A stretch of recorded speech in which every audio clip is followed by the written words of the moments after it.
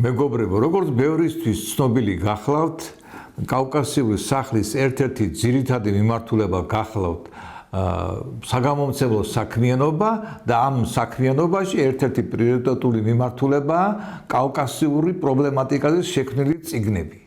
სხვადასხვა დროს გამოცემული ძალიან საინტერესო წიგნები ამ მიმართულებით. ეხლა ახლახანს გამოცემულ წიგნზე გვინდა გესაუბროთ მე და ქალბატონი თამარი, რომელიც თარგმნეთ ერთად ჩერქეზული ენიდან.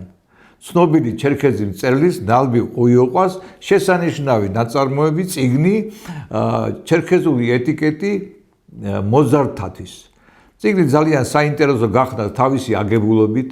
აქ არის ჩერქეზულ მორალურ-ეთიკურ კოდექსზე საუბარი ახალგაზრდებისთვის, ბავშვებისათვის და თქვენ აქედან ნახავთ, როგორ ზრდიდნენ და დღესაც ზრდიან ბავშვებს ჩერქეზულ ოჯახში. ეს არის ძალიან საინტერესო. განსაკუთრებულად მინდა აღვნიშნო ერთ-ერთი თავი, ყველა თავის წიგნის ბოლოში, ესე იგი სტატიის ბოლოში, როგორც დასათაურებულია, ბოლოში ახლავს ესეთი რუბრიკასავით: პაპა ბებია შეგონებები. სადაც ზოგჯერ პროზაული ფორმით, ზოგჯერ ლექსის ფორმით საუბარია უფროს უმცროსობის დამოკიდებულებაზე, ოჯახზე, როგორ ურთიერთობენ მეზობლები, მეგობრები და ასე შემდეგ. ის შემიძლია დაუმატო, რომ ძალიან ბედნიერი ვარ, რომ მე მომიწია ამ წიგნთან მუშაობა.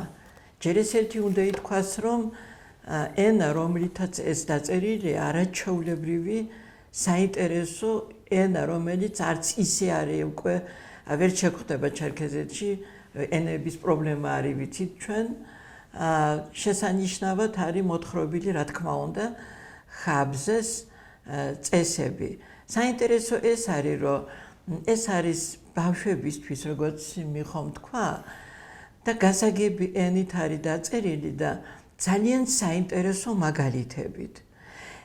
ფიქრობ, ეს წიგნი სამაგიდო წიგნი უნდა იყოს არა მარტო მასწავლებლებისთვის, არამედ ვთქვათ, თვითონ მოზარდი უნდა თვითონ კითხულობდეს, ასევე ნებისმიერი ადამიანისთვის, ვისაც აინტერესებს რა არის ეს ურთიერთობები ოჯახში, რას ნიშნავს უფროსის მაგალითი და ასე შემდეგ. საინტერესო ეს არის, რომ პირველი კლასიდან მეოთხე კლასამდე ბავშვებისთვის არის წიგნი.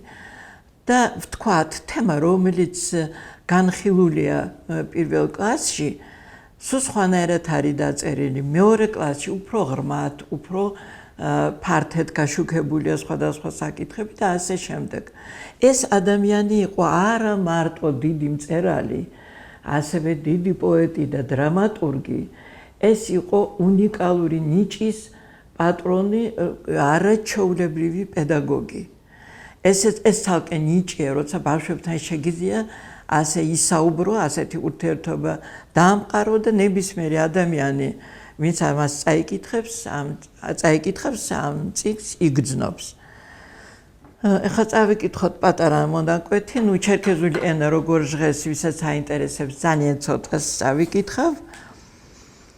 ასე ამბობს: "ვაშნა ჰაზრ ყაგუშიას ზიუმო ზუაშია სიტყაპ ოშტმიეგუბშის ფითვამს უმეტეს."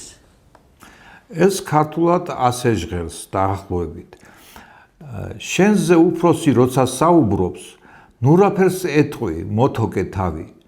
რამის თქმა გინდა, დაფიქრდი კარგად, თუ ნება დაგხდეს, დაჯექი მაშინ. მშვიდად უსმინე ვინ როგორ ამბობს, მერე ითხოვე სიტყვა სათქმელი. წყობრის სიტყვა და აზრი ნათელი, გზას გაგინათებს როგორც სანთელი. ამ საუბარში ერთმანეთს ერთობიან პაპა და ბებია. ძალიან საინტერესოა. თუ მშობლები თავიდან თქვენ ბავშვებს განუმარტავთ, წააკითხებთ, მერე თვითონ დაინტერესდებიან და მათთვის ძალიან საინტერესო იქნება. ასე რომ ეს წიგნი ყველასთვის ძალიან სასარგებლო იქნება, დიდებისთვისაც, მოზარდებისთვისაც და ამ პრობლემით, საკითხებით დაინტერესებული ქართველი მკითხველისათვის.